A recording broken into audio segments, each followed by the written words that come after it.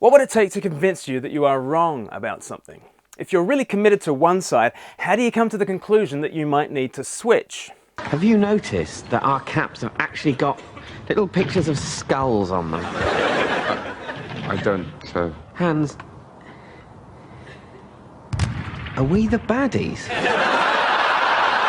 And what about on the biggest question of all, the question of God? What would persuade you to switch from one side to the other? That was one question among many debated on the excellent program Unbelievable by Hemant Mehta, the friendly atheist, and Sean Mcdowell, a Christian apologist. Here's the host of Unbelievable, Justin Briley, putting the question. Do you feel like you're open to believing if you had, I don't know, the right kind of evidence in front of you, that sort of thing?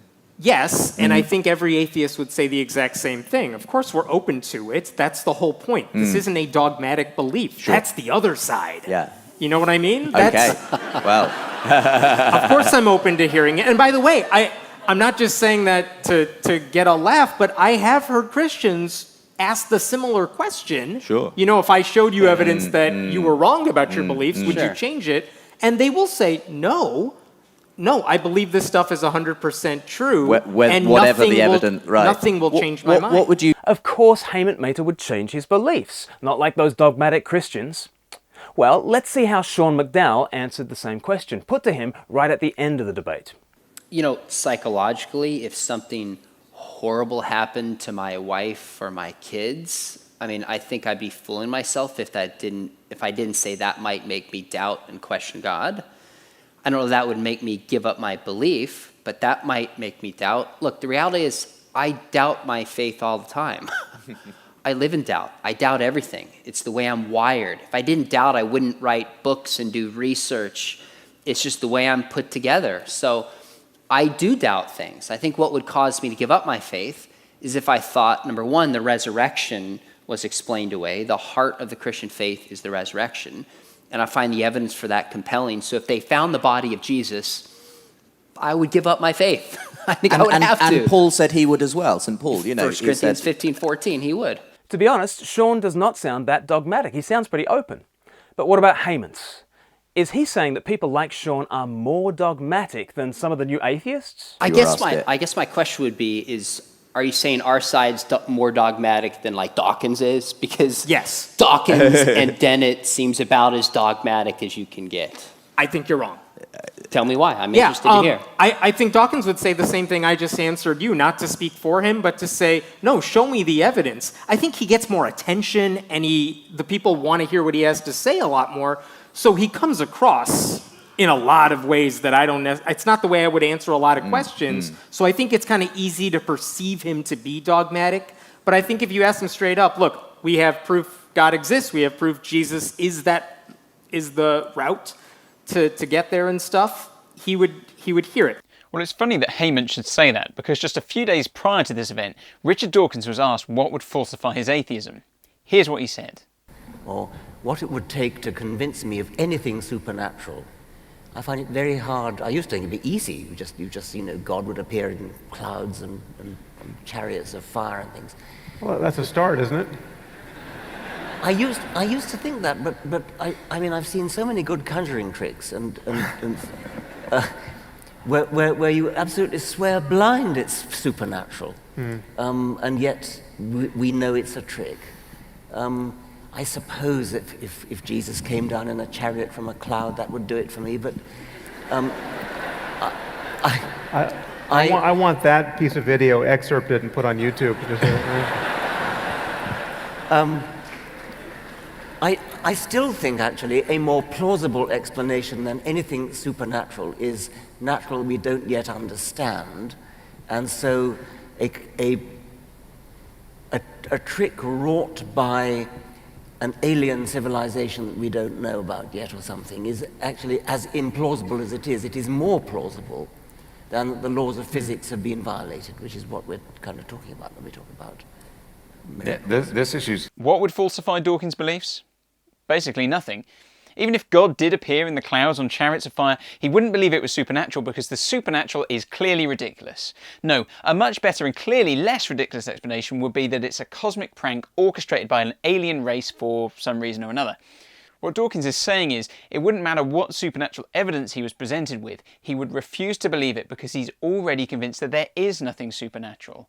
No evidence can make him change his position because he simply chooses to dismiss any evidence which disagrees with his already held position.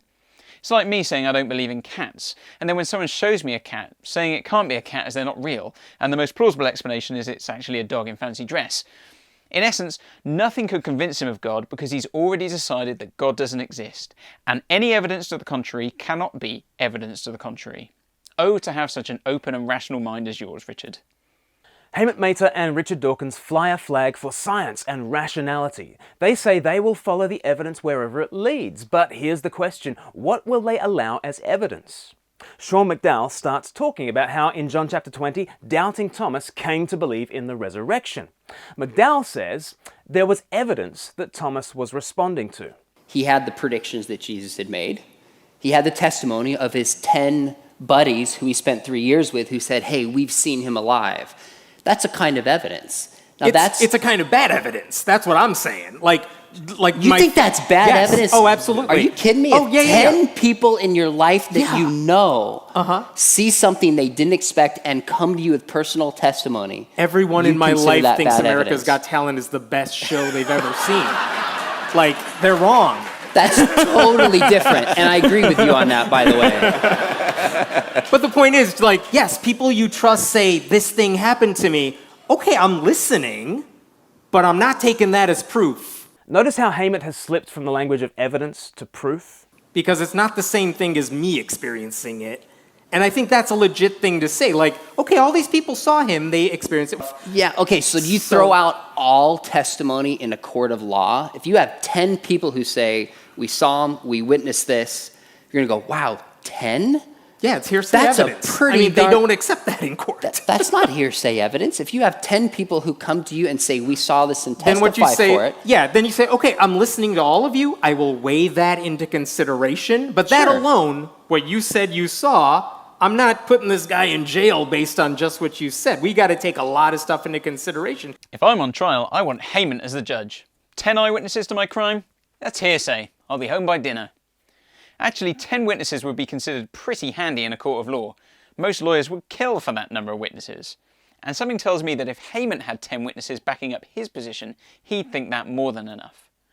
But if eyewitnesses can't be relied on, what would persuade Hemant? I think if you're talking me personally, at this point, I feel like I've heard enough from the apologist side, the standard arguments you've heard, that none of that has convinced me so far, so I'm not sure anything, if you look at this Bible passage, boom, that's not going to do it. Okay. It may have to be a personal thing I go through. So it could be some kind of a personal experience, But, yes, it would have to be a personal experience, but a lot of people have personal experiences and they can attest to them. That's the problem, I suppose. And that doesn't mean it's real. I mean, I've seen enough of those books because they sell a lot of copies about, I swear I died and I went to heaven and I know exactly what happens there. And it just so happens that all those stories are identical, for more or less. You know what I mean?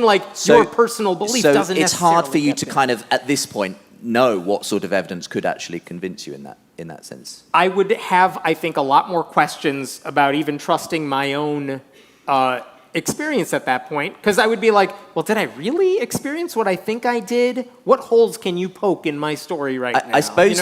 That doesn't sound that open. Hemant says he's heard it all before and there's no evidence that would be able to convince him. He then goes on to say he'd need to have a personal experience, but even then he couldn't take that as evidence because he questions whether he can really trust his own experience. So he doesn't trust his mind to make sense of his experiences, but yet at the same time he does trust his mind to be capable of rational and reasonable assessing of other evidence. And you know what? I don't believe all those people who say they died and went to heaven. I reckon they're probably making it up for a sweet book deal. But Hemant's issue is that their stories are all identical, therefore implying that this is a proof that they're made up. But something tells me that even if the personal accounts of heaven were all different, Hemant would see that as proof that they're making it up too. So you're damned if you do and you're damned if you don't. I would have, I think, a lot more questions about even trusting my own experience at that point, because I would be like, well, did I really experience what I think I did? What holes can you poke in my story now? I suppose, though, most atheists I meet want to say, I'm an evidence-based person, but is your own position of atheism somehow, can it actually be tested if I'm just wondering, could you falsify your atheism on the basis that you can't think of anything that might? Well, the falsification of atheism to me is prove you're right. So it's not falsifiable then? Because Christians need to prove they're right according to evidence that you refuse to accept as evidence from the outset. But, you know, I'm not going to get too upset about that because it's basically how everyone operates. We all have confirmation bias. If we want something to be true, we simply ask, can I believe it? And we set the evidence bar really low. If we don't want to believe something to be true, we ask, must I believe it? And we set the evidence bar incredibly high. Like Steve Martin in the film The Man with Two Brains. When he asks a picture of his dead wife whether he should pursue a relationship with Dolores, played by Kathleen Turner, the outcome is predictable. Rebecca, if there's anything wrong with my feelings for Dolores, just give me a sign.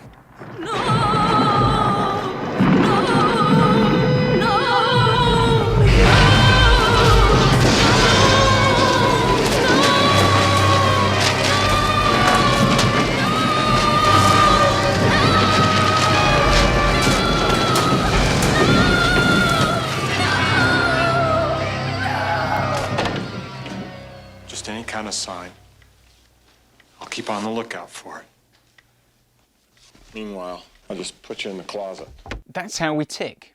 In his book, The Righteous Mind, Jonathan Haidt said our emotional brain is like a 6-ton elephant, and our rational brain is like the human rider.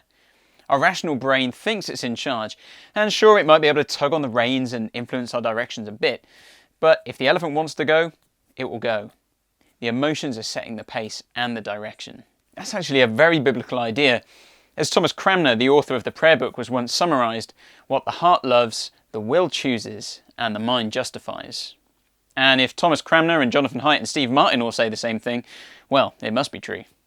People are not rational decision-making individuals calmly assessing the evidence and making up our minds. And actually, if you've spent any time around internet discussion boards in the last 15 years, you'll have experienced this. Whether they are atheist or Christian apologists, you will have noticed how entrenched the positions are, how emotive the language, how resistant to change everyone actually is. The elephants do our thinking for us, no matter how loudly the writers chatter away. But here's the thing, if this is how human beings are, which worldview better explains our human nature? I suggest that we are not best explained by a kind of Enlightenment rationalism that thinks we've evolved beyond our base instincts and now dispassionately assess the evidence. That's not how we tick. Now, there are lots of atheisms that don't make this mistake, but I think the new atheism has a particularly fairy tale view of human reason, and that fairy tale view is pretty clearly falsified by the new atheists themselves. Their strident biases are all the proof you need to show you that people are not rationally assessing ideas and simply following the data. So if you ask me, the new atheists don't just get God wrong, they get human beings wrong too. And there's another implication to this. If you really want to be open to belief in God, you can't just keep all your naturalistic biases and then expect God to play your game. In a previous video, we imagined a scientist called Betty the botanist, who on Valentine's Day receives a long stem rose from the lab assistant Gareth. But Betty doesn't understand romantic gestures. Instead, she takes the rose to the lab and maps its genome. Okay, fine. That's advanced our scientific understanding, but she hasn't understood the deeper meaning behind the rose. Now imagine that Betty says, well, I'm very open to knowing more about the rose. Just show me where Gareth's love is written into the rose's genetic code and I'll be the first to admit it. Well, that won't work. If Betty's truly open, she'll need to leave the lab and be open to different ways of assessing the rose. And if you're open to God, you can't just wait in the science lab and insist that a supernatural being shows up in your naturalistic inquiries. If you're really open, you'll need to be open to the inquiries and practices that get at the heart. It will involve prayer, community, immersing yourself in the Bible and its grand narrative. It'll involve practicing the way of Jesus, because he said, anyone who chooses to do the will of God will find out whether my teaching comes from God or whether I speak on my own. Hemant, you're not actually that open, and neither am I. Neither is anyone. We're not really truth seekers, but truth fleers and truth twisters. And that's why it's good news that in Jesus, the truth comes to find us.